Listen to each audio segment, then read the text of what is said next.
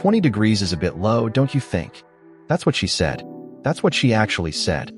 And in that moment, my roommate's mom didn't just question the thermostat.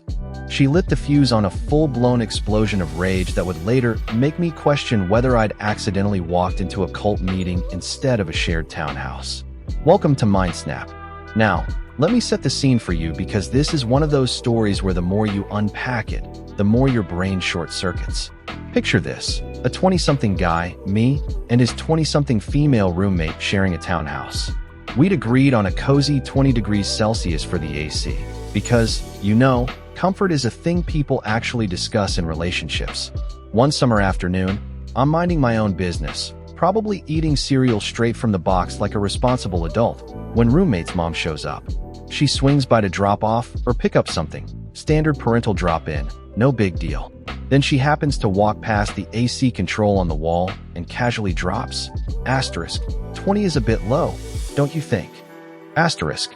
Now, here's where things get interesting. I, being a reasonable human being who had just agreed to this temperature setting with my roommate, interpreted her comment as, well, a comment.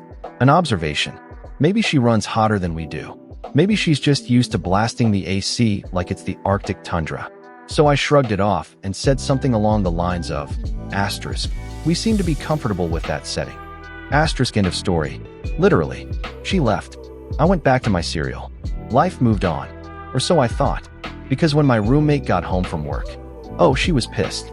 Like, I just witnessed a war crime, levels of furious. She stormed into my bedroom. Yes, stormed.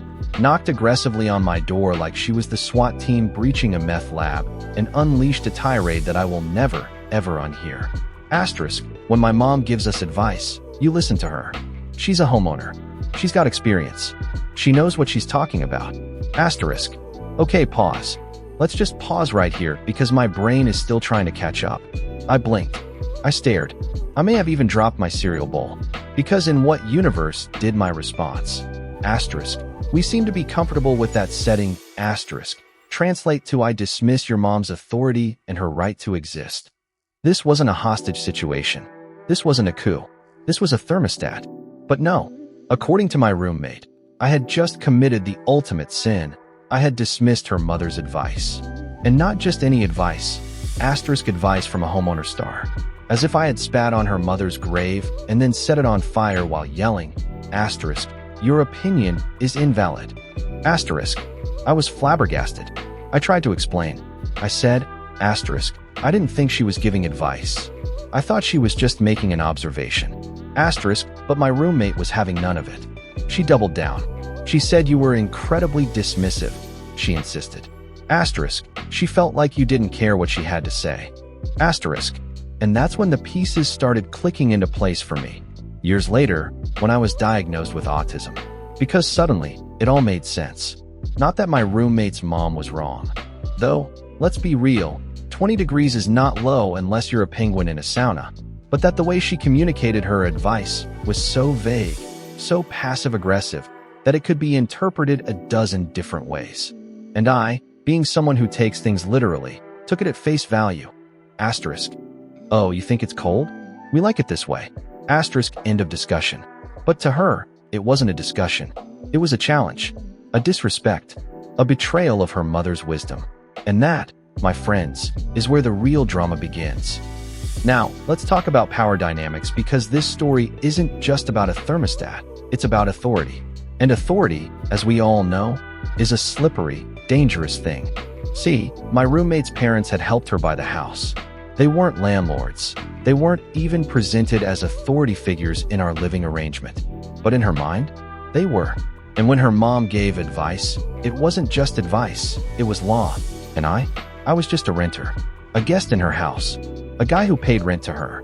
So when her mom, asterisk her mom asterisk, gave a comment about the AC, it wasn't just a comment. It was a commandment. But here's the thing. Advice isn't a commandment unless you treat it like one. And that's where the breakdown happened. My roommate's mom didn't say, asterisk, you really should turn the AC up.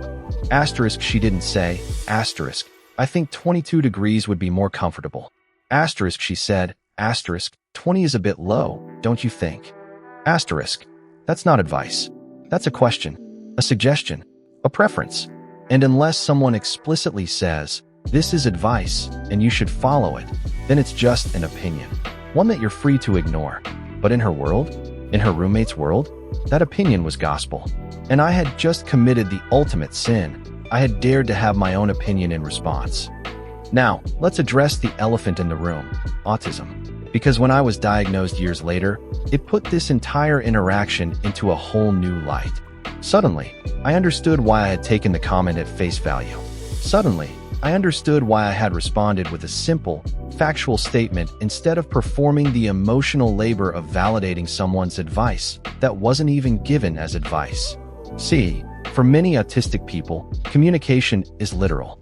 If someone says, 20 is a bit low, we don't automatically assume they're giving us a directive. We assume they're sharing an observation. And if we respond with, we're comfortable with it, we're not being dismissive, we're being honest. But in neurotypical communication, that's not how it works. In neurotypical communication, a comment like 20 is a bit low is code for asterisk, turn the AC up. Asterisk, and if you don't comply, you're not just disagreeing, you're rebelling. And that's where the real conflict lies. Because my roommate didn't see a literal interpretation of a casual comment. She saw defiance. She saw disrespect. She saw me rejecting her mother's authority. And that's a lot to unpack for a thermostat setting. Now, let's talk about you, the viewer, because this is where the real judgment happens.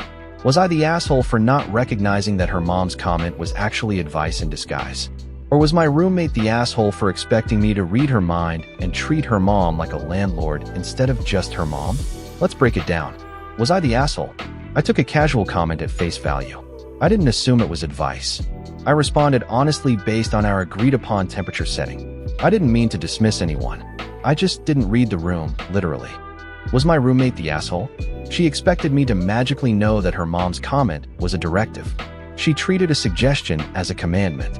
She stormed into my room like I had just declared war on her family. And let's not forget, her mom didn't even say it was advice. She just made an observation. But in her daughter's mind, that observation was law. So where does that leave us? Well, I think the real asshole here is culture. The culture of parental authority. The culture of not questioning elders. The culture of assuming that every comment is a demand. Because at the end of the day, this wasn't about the AC. This was about power. And power, as we all know, is a dangerous thing to wield without clear communication. So what's the verdict?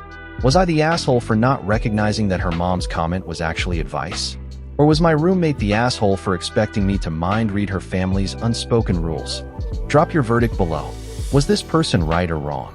Subscribe and hit the bell so you don't miss the next explosive drama. And remember, next time someone comments on your thermostat, clarify. Because in this world, 20 is a bit low might just be the opening salvo in a full-blown war.